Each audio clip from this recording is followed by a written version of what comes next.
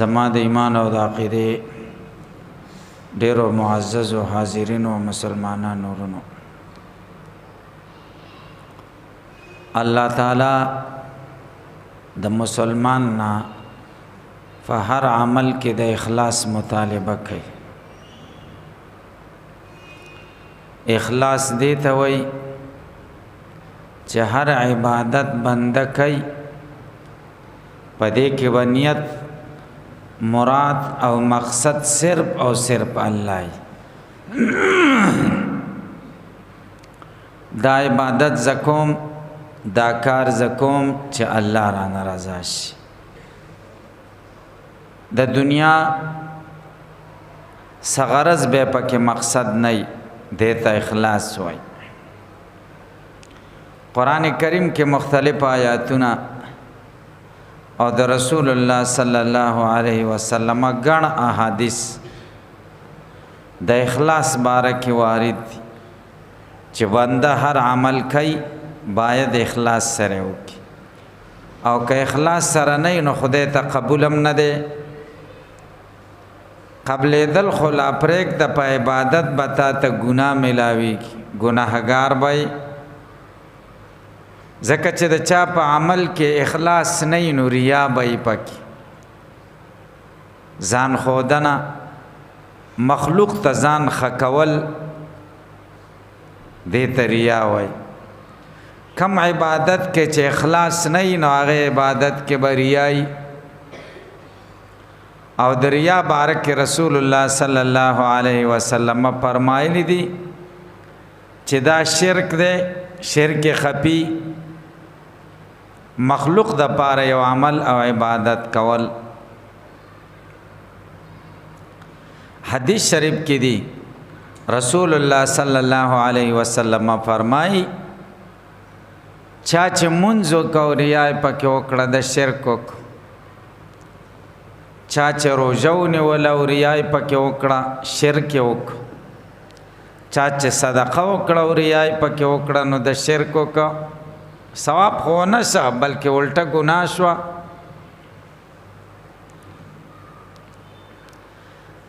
ستاسو د وړاندې یو حدیث ما ولسته.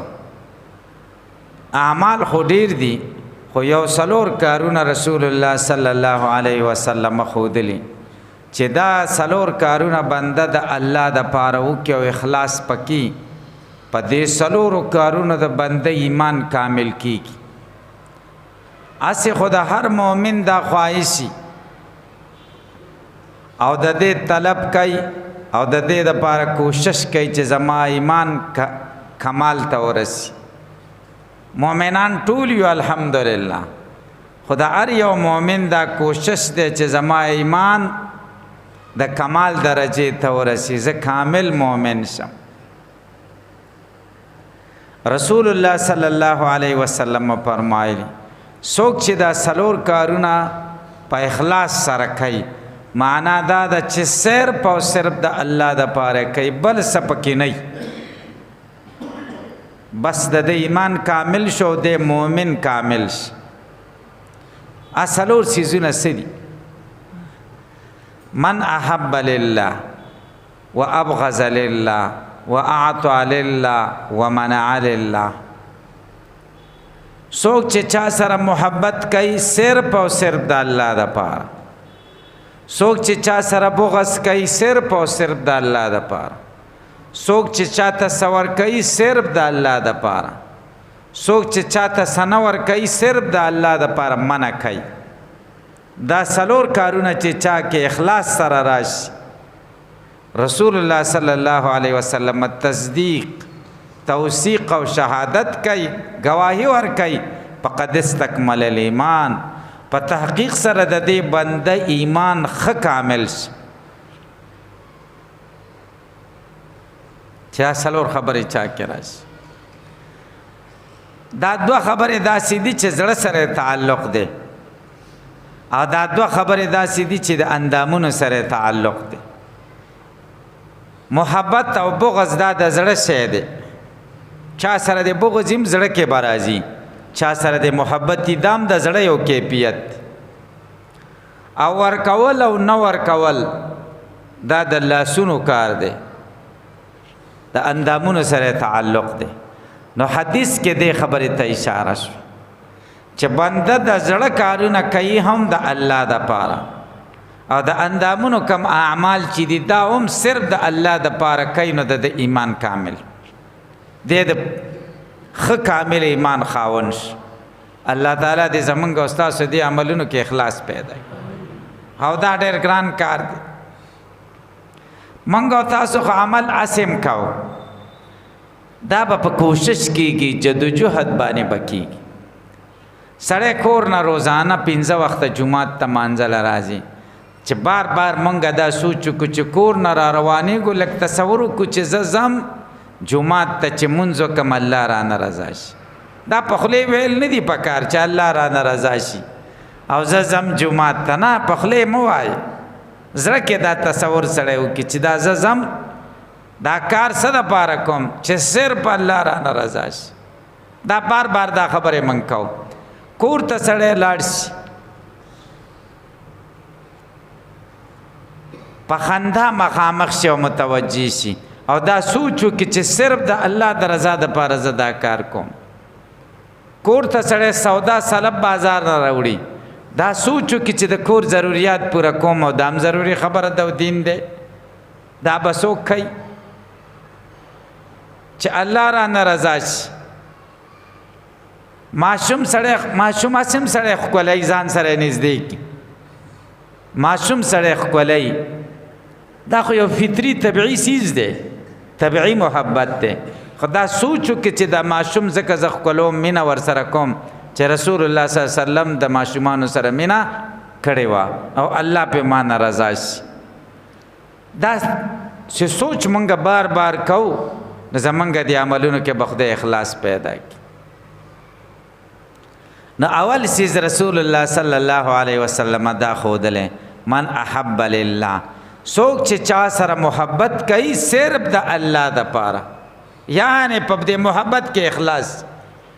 دا ځکه نبی کریم صلی الله علیه وسلم وایي څوک د چا سره محبت کوي د مال او منال د وجې نه، څوک د چا سره محبت کوي د حسن و جمال د وجې نه، څوک چا سره محبت کوي د کمال د وجې نه، څوک د چا سره محبت کوي د قرابت او د رشتہ دارۍ د وجې نه، څوک چا سره محبت کوي د علاقې نږدېوالي د وجې نه. د الله رسول صلی الله علیه وسلم فرمایي په دغه محبتونو ایمان نه کامل کېږي. ایمان چې په کم محبت کاملېږي هغه کم محبت دی چې صرف او صرف د الله دپاره وي. علاقې نزدېکت پکې مقصود نه وي، رشته پکې مقصود نه وي، مال متاع حسن و جمال کمالات دا سیزونه پکې مقصود نه وي. بس دې سړي سره زه محبت کوم، ولی ځکه زما کلمه ګویه مسلمان رور دی، زما د محبوب صلی الله علیه وسلم امتی دی، ما سره د کلمې اشتراک دی. دی محبت سره ایمان کامل کی، او دا محبت صرف د الله والا په خپلو منځونو کې کم چې د الله والا او دیندار طبقې دي ټولې د هغې په خپلو منځونو کې سره مینه او محبت او تعلقي، دا صرف د الله دپاره، نور څه پکې نه وي، هېڅ غرض پکې نه وي. چې د چا سره د محبت دي د الله دپاره، د دې نښې څه دي؟ د دې نښې دا دي غیبانه به ورته دعاګانې کوي. چاله دي چې غیبانه دعاګانې کولې پوه شه چې د ده سره د محبت دی. دا نه چې سبا شپې ورته دعاګانې وکړي او سبا ورته ټوله شپه مې ځان ستړی کړ تا ته مې دعاګانې کوي، داسې به نه وایي. نه، بس خدای سره معاملې پرېږده. یو دویم، چا سره دی د الله دپاره محبت دی د هغه خیرخوا به شر د کارونو نه به کوشش کوي چې هغه محفوظ کړي او د خیر کارونو ته یې متوجه کړي. دریم، د هغه غم خپل غم ګڼي او د هغه خوشحالي خپله خوشحالي ګڼي، د هغه په غم دردمند دی او په خوشحالۍ خوشحالۍ. څلورم، د هغه څه حاجت راشي او ستا د لاسه کېږي هغه حاجت یې پوره کړي. پنځم هغه در سره لږ زیاتی وکړي انسان دی کله سهو شي ته ورته معافي وکړي دا د دې دلیل دی چې د الله دپاره دې ورسره محبت دی بیا حدیث شریف کې دي چا سره دی چې د الله دپاره محبت دي دنیا کې داسې یي که نه یو بنده سره د یو مسلمان تعلقات زیات دي حدیث شریف کې دي رسول الله صلی الله علیه وسلم فرمایلی چا سره ستا تعلق او محبت زیات شنو ورته ووایه تا سره مې د الله دپاره مینه ده انی احبک فی الله د الله دپاره مې تا سره محبت دی چې کله درته یو مسلمان ووایي چې انی احبک فی الله الله دپاره مې تا سره محبت دی بیا رسول الله صلی الله علیه وسلم وایي ته به ورته څه وایي احبک الذی احببتنی له هغه ذات دې تا سره محبت وکړي چې د کم ذات دپاره ستا زما سره محبت دی د کم خدای د وجې نه چې زما سره ستا محبت دی هغه خدای دې تا سره مینه وکړي زه به څه وکړم څه بدله به تا ته درکړم او حدیث شریف کې دی ګورئ دا بې لالچه محبت دی کې ډېرې فایدې دي حدیث شریف کې دی رسول الله صلی الله علیه وسلم فرمایلی دي څه خلک به د نور په منبرونو به ناست دي او د جنت په دې اوچتو اوچتو ځایونو کې به خلک به غیبته کوي چې دا به څوک صحابه او تپوس وکړو د نبي علیه السلام نه چې دا به څوک رسول الله صلی الله علیه وسلم ورته فرمایي هم المتحابون فی الله دا هغه خلق دي چې د الله دپاره یو بل سره محبت او تعلق ساتي د الله دپاره دا د الله دپاره لله دا ټکی ځکه وایي چې دنیا او معاشره داسې ده چې څوک چا سره تعلق ساتي هغې کې به د دنیا لالچي نو داسې د الله د رضا دپاره یو بل سره تعلقات دا ډېر ګران کار دی نو ځکه ثواب هم زیات او حدیث شریف کې دي رسول الله صلی الله علیه وسلم فرمایي د عرش د سوري د لاندې به 2 کسانی او 2 کسانی هغه ذکر کړي دي رجلان تحابا بالله اجتمع على ذلك وتفرق عليه دو به هغه خوش نصیبه کسانی چې د الله دپاره د یو بل سره تعلقات دي په دې را جمع کېږي هم او جدایي هم د دې الله دپاره دویم نمبر و ابغض لله هغه څه چې په هغې ایمان کامل کېږي هغه دار د الله دپاره بغض کول نفرت کول د یو څیز نه د الله دپاره ذاتی وجه نه چې تا سره ظلم کړی تا نه مال وهلی تا نه جایداد لاندې کړی تا ته کنځلي کړي د دې وجې نه و ابغض لله او څوک چې بغض کوي د چا سره خالص د الله دپاره بس دې سره ایمان کاملېږي بغض د زړه نفرت د زړه کیفیت ته بغض وایي زړه کې یو سړي نه نفرت کول خو یو سړي نه چې نفرت کوي د هغه د عمل نه به نفرت کوي بدعملی د هغه شخص د ذات نه به نفرت نه کوي څلورو کسانو سره به بغض کوي بغض زمون خدا سوچ چې چا سره وران شو لکه دې سره ولې نه جوړېږي بس د خدای دپاره مې ورسره بغض دی د سره چې زه جوړ شم ډېر نقصان دی پکې دا نه ده صحیح نه صرف د الله دپاره بغضي چې دا د خدای دشمن دی دا ګناهګار دی نو څلورو کسانو سره به بغض ساتي اول نمبر د کافر سره حدیث شریف کې دی لا يتخذ المؤمنون الكافرین اولیاء مؤمنان د کافران په دوستی نه نیسي دوستی دی ورسره نه کوي د کافرانو سره تجارت جایز دی راشه درسم مدارات او تعلق ورسره جایز دی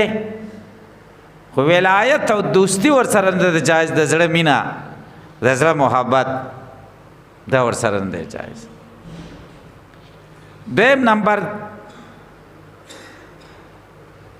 د ظالم سره بغض د پکار دی ظالم ظلم کوي دغه مرګرتیا باندې کې چې ډېر ښه دی وکړه خو دې په ظلم بهادر که جرأتمند دی که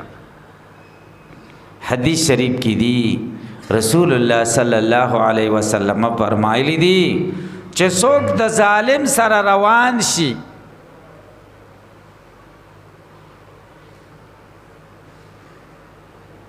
د هغه د عزت دپاره او یا د هغه د مدد دپاره نو د الله تعالی غضب نزول په د شروع شي د الله غضب په نازلېږي ظالم ته به نه وایي چې ډېر ښه دی وکړو او دا کار همداسې په کار و نه نور څه نشي کولی نو دومره کم سے کم کولی شي زړه کې ورسره بغض وکړه دا کار یې خطا وکړو ظالم سره به بغض کې زمونږ معاشره داسې ده چې کم ظالم او بدعمل او بدماشان خلک دي د هغوی سره خلک ډېر عزت یې کوي که نه کوي تعلقات ورسره خلک جوړوي قدر عزت یې کوي نو دویم نفرت به د ظالم نه کوي دریم د فاسق نه به سره به بغض کوي فاسق چې څوک خو مؤمن دی خو غټ غټ ګناهونه کوي هغې ته فاسق وایي ځکه چې ته د هغه سره محبت ساتې بغض ورسره نه ساتې نو هغه دې په ګناه جرأتمند که چې زما کار ښه دی ګوره څوک ورته په بد نظر نه ګوري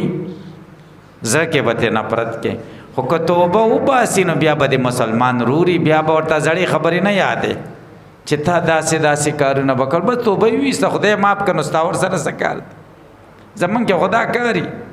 یو سړی بدعمله یي چېرته تبلیغیانو سره لاړ شي نیک سړی ترې جوړ شي نو بیا ورته هغه زاړه تاریخونه یادو چې تا به د پټون اغلا کوله او دا کارونه به دې کول دا خبرې ورته کوو که نه بس خبره خلاصه شو توبه یې ویسته بس خدای ته پاک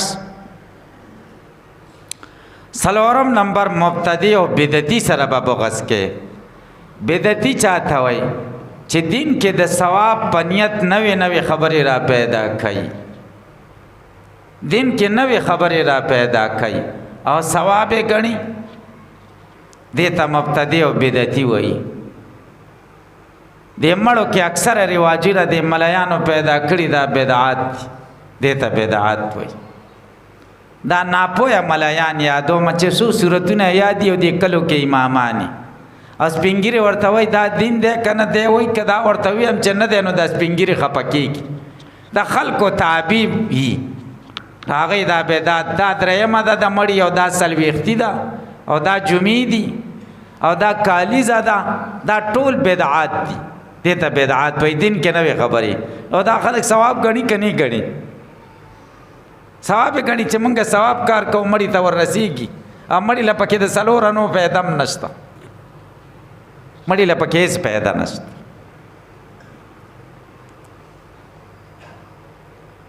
بدعات دا علاقه‌یي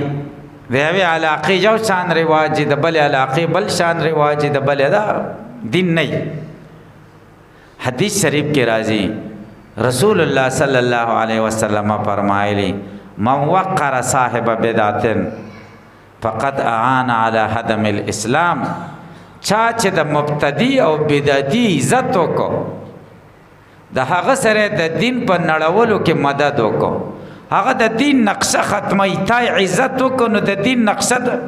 پر غورځولو کې د ورسره کوشش وکړو مرګرتیا د ورسره وکړو دې څلورو کسانو سره به بغض کوي دریم نمبر څه چاته ورکې هغه کمالي هغه که نور ضروریات دي هغه که ښه خبره چاله کې که لاره چاله ښیي د څه دپاره به کې صرف د الله دپاره واعطوا لله کې دا ټولې خبرې راځي دا کار زه کوم د مسلمان له دا لاره ښیم چې الله رانه رضا شي دا نیکه خبره او نصیحت ورته کوم څه دپاره چې الله رانه رضا شي ضرورتمند او حاجتمند دی دا مال ورکومه د دې دپاره چې حاجت یې پوره شي او الله مانه رضا شي دا ټولې خبرې پکې راځي په ورکړه کې نو دا ورکړه دې د څه دپاره صرف د الله د پر اخلاص پکې نو دې سره به د ایمان کامل کی معنا هم د الله د پاره یو پودری لاره کې ولاړی پیسې غواړي استا یقین چې دا پودری پیسې واخلي نو پودر نشه پې کوي او پیسې دې راوستیم دې بیرته دې جیب ته واچولې د الله د رضا د پاره چې دا زه ته ورکم خو ګناه کې مې ورسره مدد وکړه نو دا د الله د پاره دې منع وکړه دا غټه خبره ده او که یقین دی چې ډوډۍ پې اخلي نو بیا پودري ته هم پیسې ورکولی شي پودري شه خو کافر خو نه شي که نه ډوډۍ دې ورته واخیسته ور دې کړه نو ثواب خبره ده نه دا څلور خبرې د دین په ټولو عباداتو کې ټولو اعمالو کې اخلاص مطلوب دی قرآن او حدیث موږ نه اخلاص غواړي اخلاص دی ته وایي د الله د پاره کول بس بل څه نیت به دې پکې نه هر کار دا څلور په دې حدیث کې ذکر شو خدا ټول مراد دي ټول کارونه د الله د پاره کې نو ستا د ایمان به کامل شي کمال درجه ته به ورسیږي ته به مؤمن کامل شي مؤمن کامل دا معنا چې د ایمان به په قیامت کې ستا د نجات ذریعہ وګرځي دنیا کې به ستا د نجات ذریعہ وګرځي الله تعالی دې زمونږ او ستاسې عملونو کې اخلاص پیدا کړي الله تعالی دې زمونږ او ستاسې هر عمل د الله د رضا دپاره وګرځوي نو بیا به اله کار کېږي الله دې ما تاسو ته عمل کولو توفیق را نصیب کړي درود شریف وایي